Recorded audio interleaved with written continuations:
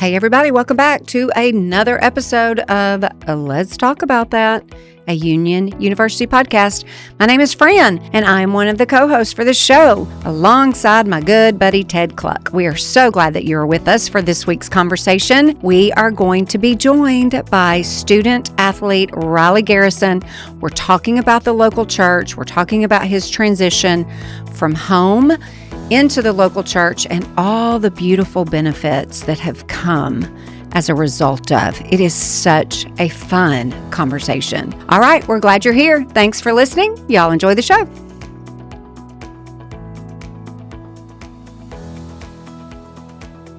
All right, everybody, welcome to another episode. Riley Garrison is in the house today. Riley, we're so glad that you're here. Heyo. Heyo. Ted, tell us your history, your knowledge, your understanding about Riley Garrison. I don't have any history personally with Riley, but we have a mutual friend, our guy Stu Brown, cross-country teammate of yours. He's in one of my classes right now, and he says all nice things about you. He said that you would do a great job at this. So, yeah. Stuart is the best. That's amazing. Yeah. Stu's the man. So my thing with Stu, he's great in the room. You know, he's an A+ in the room guy. Also, like, young guys named Stu, I feel like this is not a thing you see a whole lot. And I kind of get a kick out of it. Do you have any thoughts on that? I know he rocks it. Yeah, he rocks it. We call him Stewie. Stewie, he owns it. What I call him, really. You know? Dude, last thing on Stu, and then we'll get to you. Okay. It rhymes. Look at that. Great head of hair on that guy. Oh, yeah. Unbelievable head of hair. He always wears a hat, though.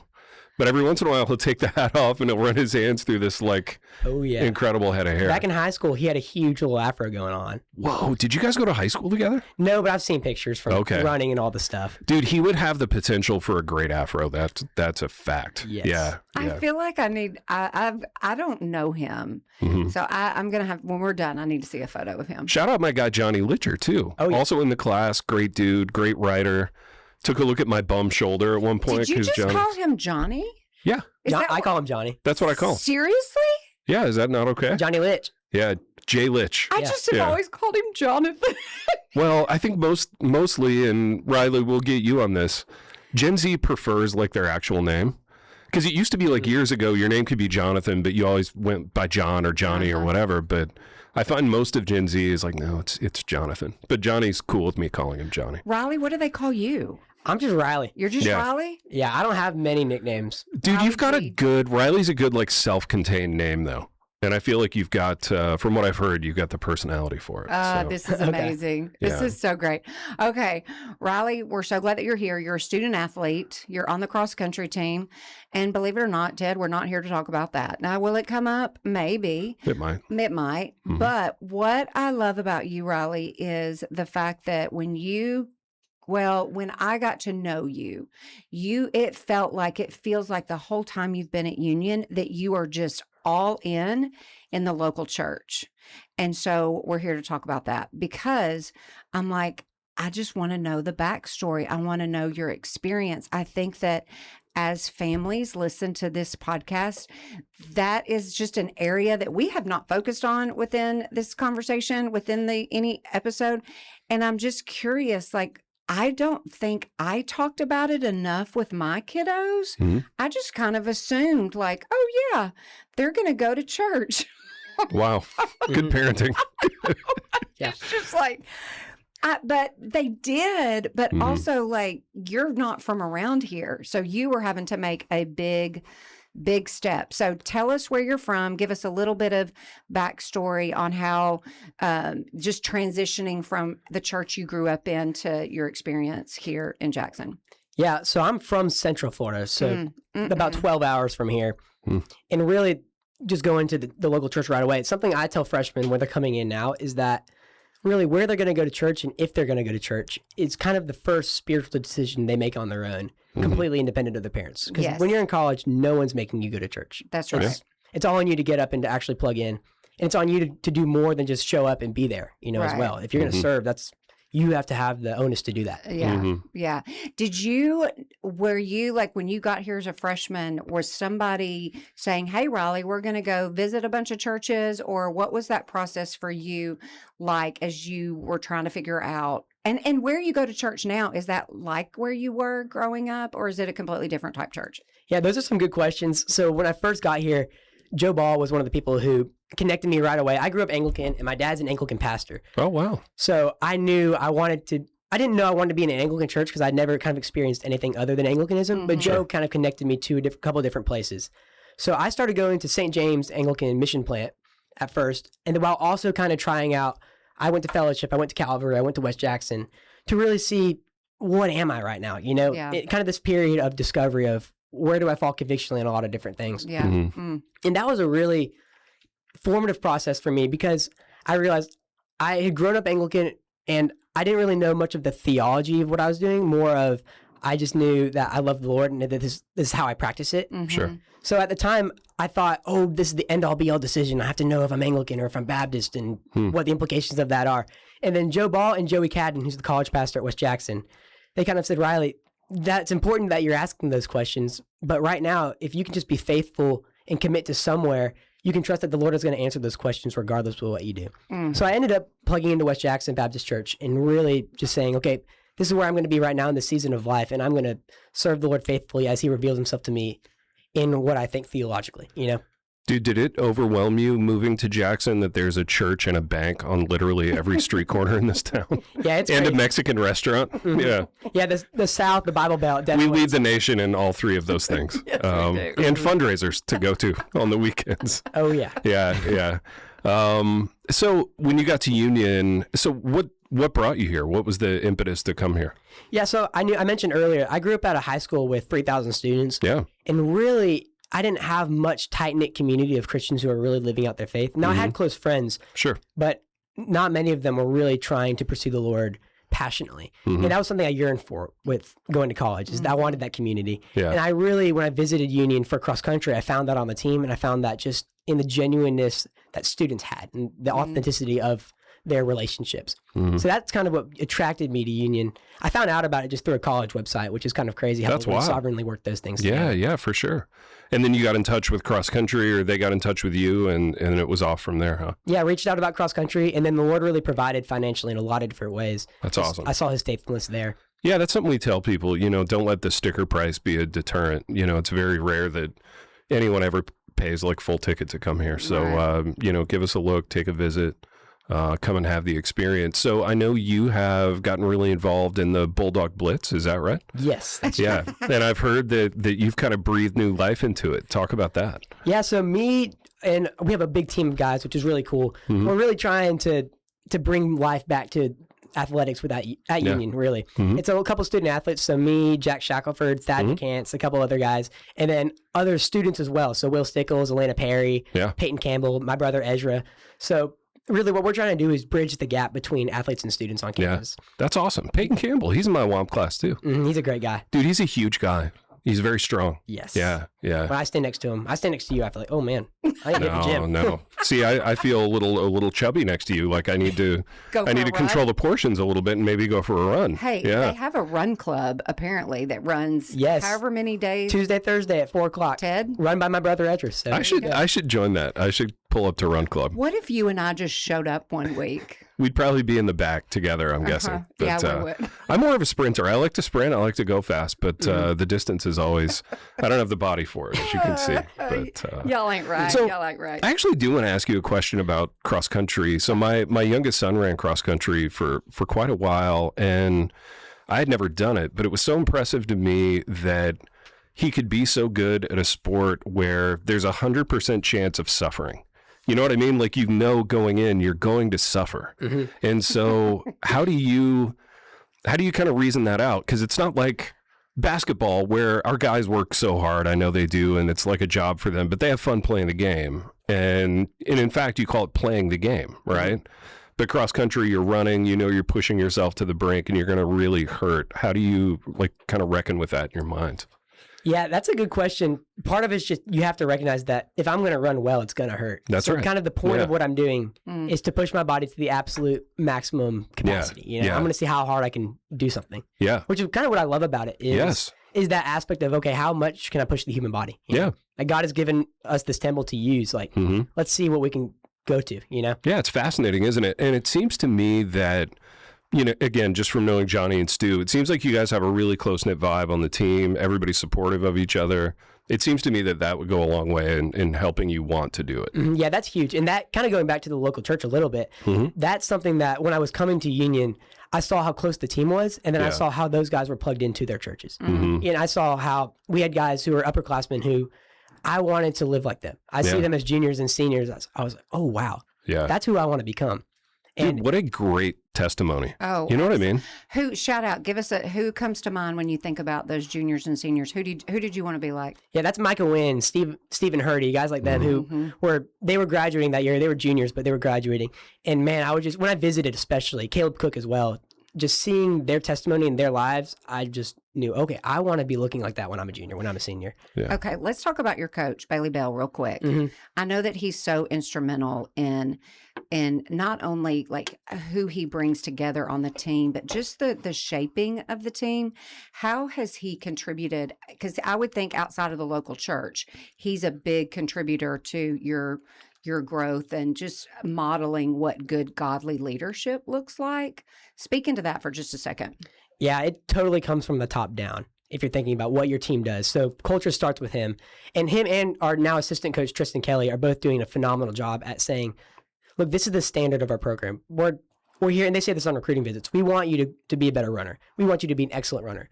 But primarily, our job here in this 4 years is to disciple you to grow in your relationship with the Lord, to be a man of God.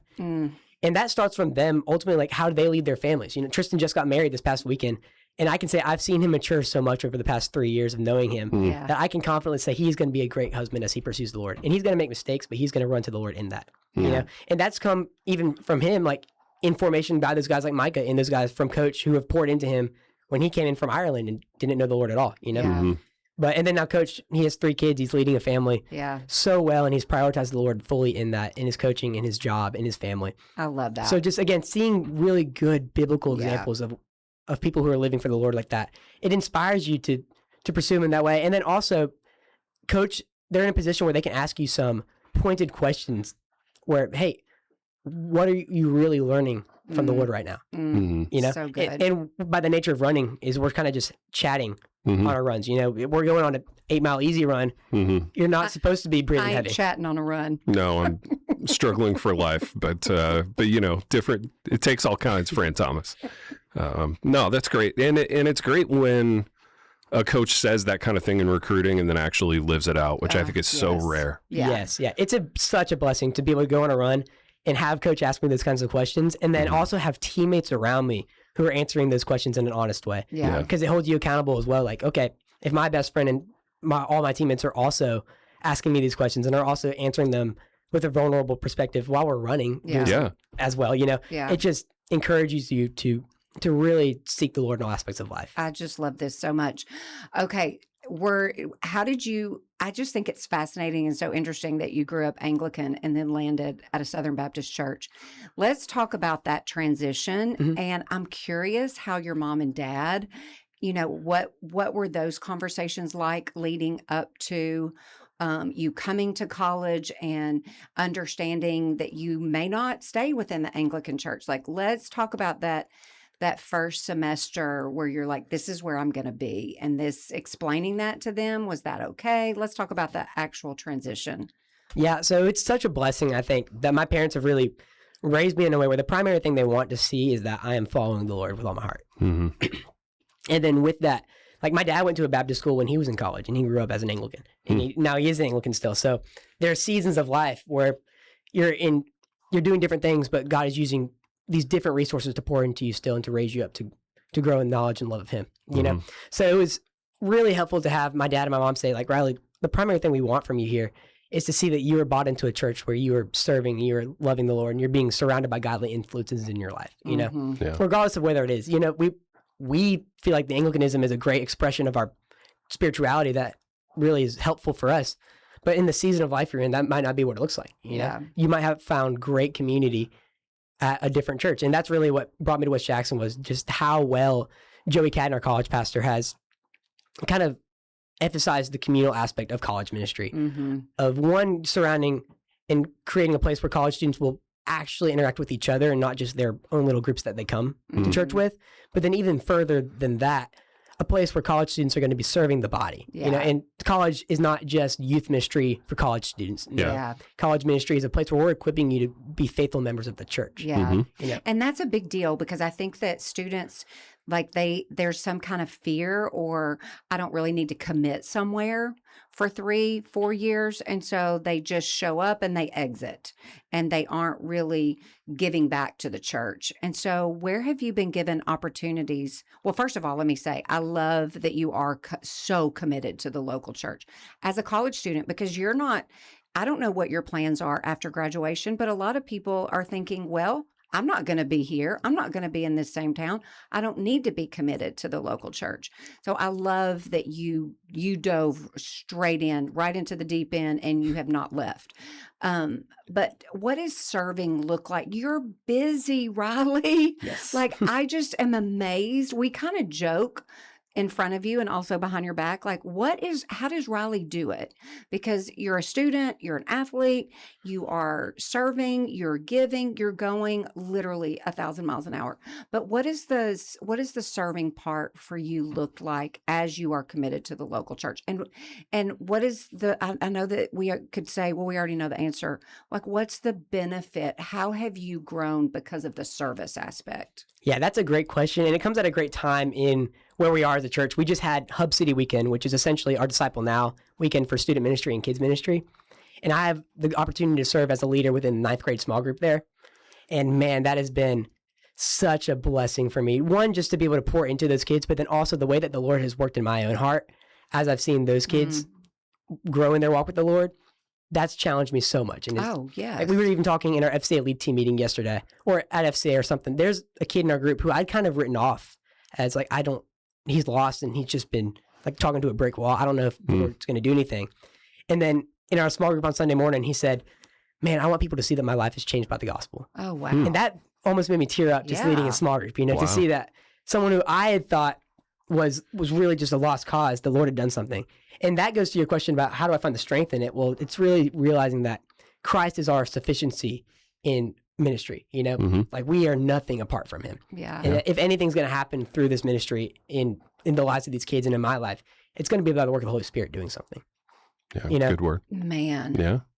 Man, oh man, I feel like I need to up my game. You do, Fran. Riley and I were talking about it off the air. What am I even doing? What am I even doing with my life?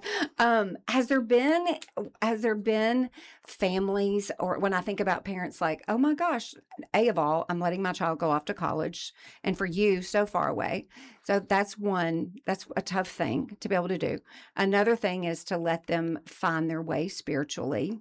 I'm guessing it hadn't always been easy. I feel like there's probably been some challenges, but I also know you have a great relationship with the college pastor at West Jackson.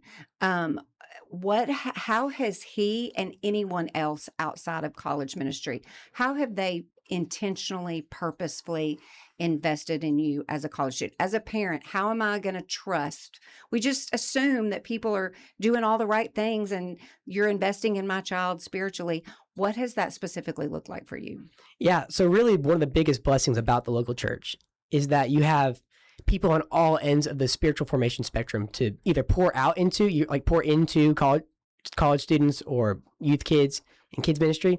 But then on so many different levels, you have families who want you to grow in your relationship with the Lord. Whether that's a guy, Nicholas Bitterling, who graduated a couple years ago, who's now serving as kids minister, who's pouring into me. Whether that's Joey Cadden, my college pastor, who has 3 kids, or that's an older family like the Delks, who love college ministry and love pouring into their students.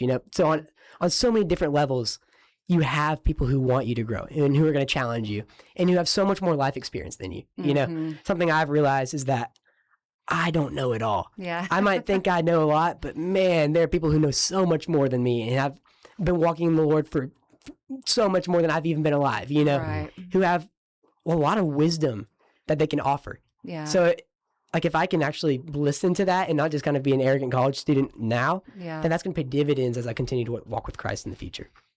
And it's just such a blessing that we have those families available. Could you share that with some of your peers? I feel like we have a few students who could stand to hear that. No, I'm kidding. Yeah, no. So what's your major?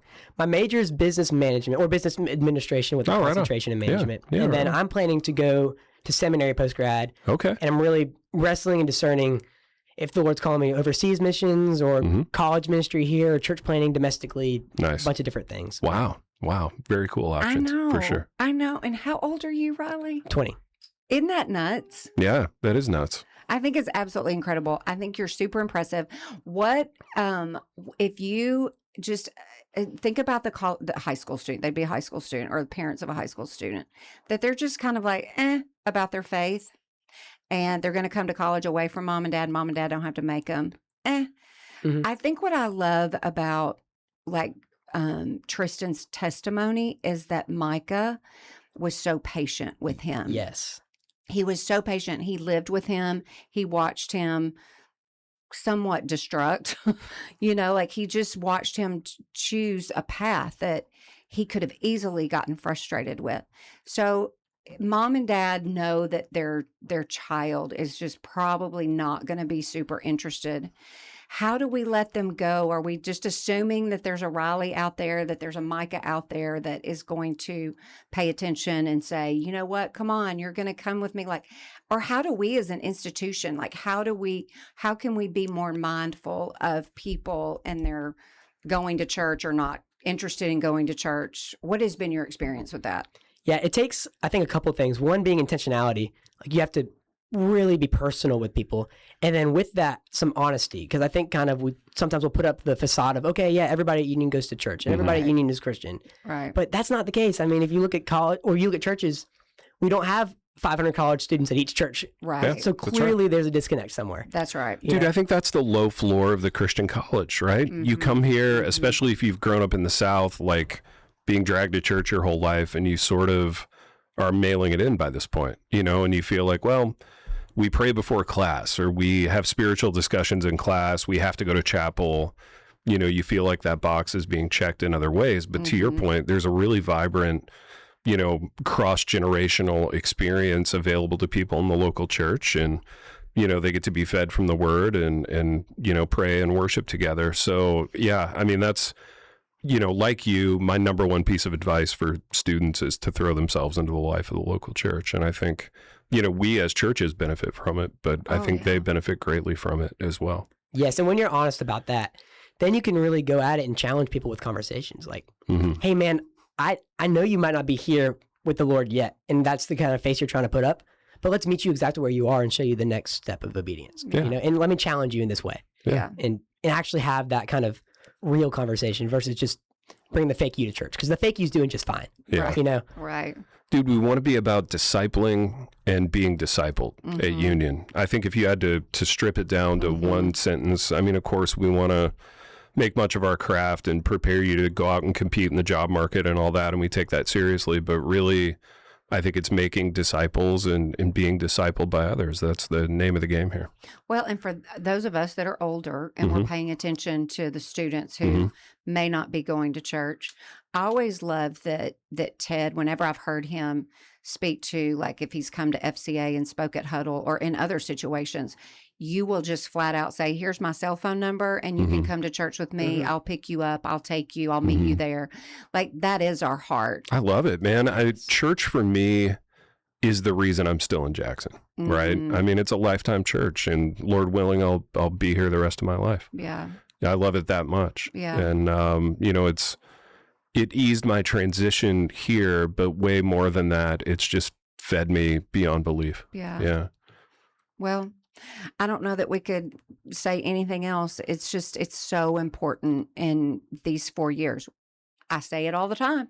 Dr. Dubb says these are the second most formative years of your entire life outside of 0 to 5. And your spiritual growth and development, so much is happening in these 4 years. And I just think that you, Riley, are leading by example in such a beautiful way, but also at the same time, you do it with such humility. There's no arrogance about your journey with the Lord and how you serve and all those amazing things that you do and that you're a part of. And I know that you're paying attention to those around you. And whether they're in the 9th grade or whether they're 19, 20, 21 years old, your eyes are open to those that are not in the church or need somebody to meet them where they are. I'm very, very grateful for you. And I know that you are a big old blessing to everybody. So I have one last question. Stu made mention of your athleticism, and it's been a few days since we had this conversation, but he kind of indicated that maybe can you dunk? That's not true. Okay. I like Okay. to think I can. No, we all do. My goal for senior year was that I'd be able to dunk, and I'm going to blame my stress reaction to my shin on why I can't dunk right now. There you go. That's my There you go. excuse. Like, where did you get in the journey? Did you get to like leap up and grab the rim? Have you had that experience yet? No. Okay. All right. But we're getting close. Yeah, we're getting there. Yeah, I love you it. can say that. Dude, because what are you, like 5'8"? 5'8". Dude, for you to get up and touch the rim would be a tremendous achievement. That would be awesome. Yeah, it'd be unbelievable. I'll stick to the 3-point line, you know? Dude, there you go. Put up some threes. Yeah, threes and D. Yeah. Did Stu tell you about our intramural basketball experience the other night? No. Yeah, so I had my whole WOMP class go to Graham McDonald's intramural game. Do you know Graham? No, I don't know any of these people. I feel so left out. Graham's great, but Graham didn't grow up playing basketball, but he's been sharing in class about his basketball journey via lower division intramurals. And I'm like, we should all pull up to Graham's game. And so we pulled up to Graham's game and we like charged the floor when he made a bucket. Oh, that's And awesome. it was unbelievable, dude. It was one of the more magical like union things I've experienced. This is another thing of why you're so good, Ted, is you're connecting people and showing you're modeling how to be there for people. Yes. Outside of the classroom. And I love that. Well, it's fun. I just go where I like it. So love yeah, it. I enjoyed being there.